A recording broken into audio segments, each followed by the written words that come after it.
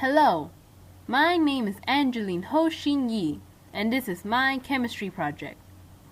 Currently, global warming has alarmed the world and become a main concern of everyone.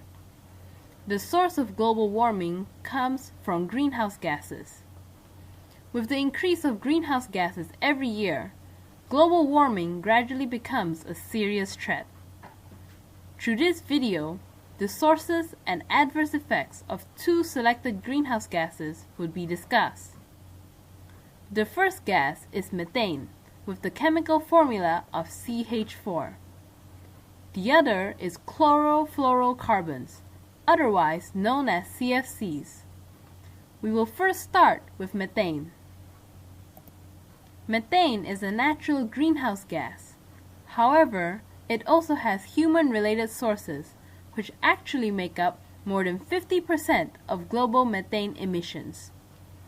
Natural sources of methane are wetlands, gas hydrates, permafrost, termites, oceans, freshwater bodies, non-wetland soils, and wildfires.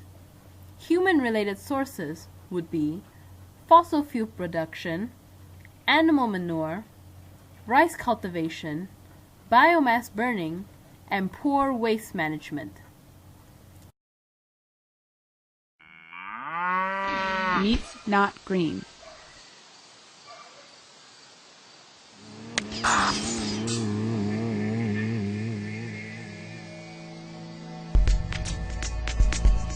We know you're concerned about the planet and its inhabitants. You want to help stop global warming. But what can you do to make a difference, besides change some light bulbs? What really is the #1 cause of global warming? People who don't recycle? Nope. Too many cars? Nope. Planes?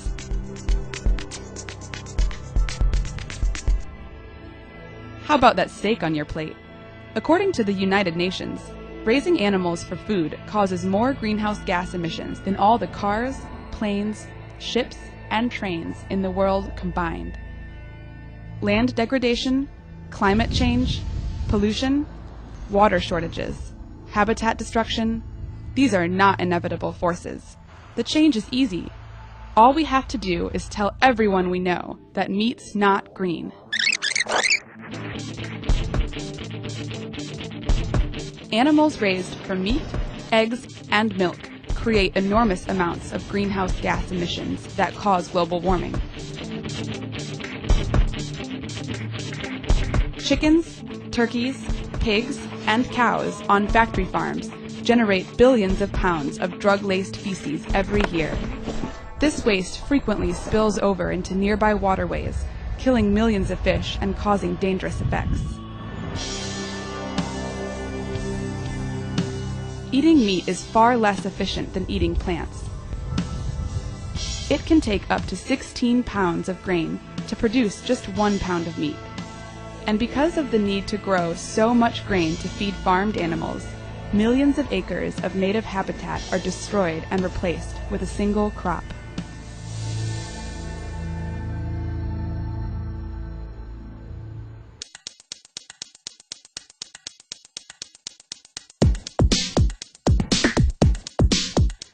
You can help. Make a difference by signing PETA 2's petition asking for all meat packages to be labeled with a clear warning that meat is the #1 cause of global warming. The consumer has a right to know. Go to PETA2.com/meatsnotgreen to make a change. Two factors that have a significant effect on anaerobic digestion, which is one of the key biological processes that cause methane emissions in both human-related and natural sources, are temperature and moisture. Methane is 25 times more effective than carbon dioxide in trapping heat in our atmosphere. Since 1750, its total volume in the atmosphere has risen over 150%. Methane gas would now be considered for 1/3 of global warming. However, methane gas is only able to stay in the atmosphere for around 10 years. Other than the effects it has on global warming, it could cause some serious health problems too. Prolonged exposure to methane can cause methane gas poisoning, which can lead to hydrogen sulfide poisoning and suffocation. The next gas is a compound called chlorofluorocarbons, or as known as CFCs. It is a synthetic greenhouse gas, which means that it is man-made. It was created by Thomas Midgley Jr. and first manufactured in the 1930s. This chemical soon found its way to be very useful in the industry due to its heat-absorbing and unreactive property. CFCs can be found in air conditioners, refrigerators, spray cans, manufacturing foam as industrial solvents, and cleaning agents for electronic equipment. In the beginning, scientists believed that CFCs are not harmless due to their inertness. However, it was soon proven that they react and deplete the ozone layer. The CFCs break down in the stratospheric ozone layer, where the UV waves are more intense. The reaction will then create highly reactive chlorine and bromine atoms from the CFCs, which will act as a catalyst to break down the ozone layer. The ozone layer is very important because it absorbs harmful UV radiation, acting like a UV shield. Excessive UV exposure can lead to skin cancer, eye damage, and suppression of the immune system. This chemical has a very long lifespan in the atmosphere, from tens to hundreds of years. It certainly is a horrible combination, since it is able to cause such rapid damage to the ozone layer, which will affect human life, and has a very long lifespan. CFCs are now recognized as harmful chemicals because of their ozone-depleting properties, and now people are trying to reduce and gradually end the use of this chemical by replacing it with other less harmful ones. In 1989, over 24 countries attempted to fix the ozone hole over Antarctica by replacing CFCs. CFCs alone has made a huge hole of 7 to 14 miles in the ozone layer. By 2005, the size of the hole is now 10 million square miles, which is roughly around the size of North Antarctica.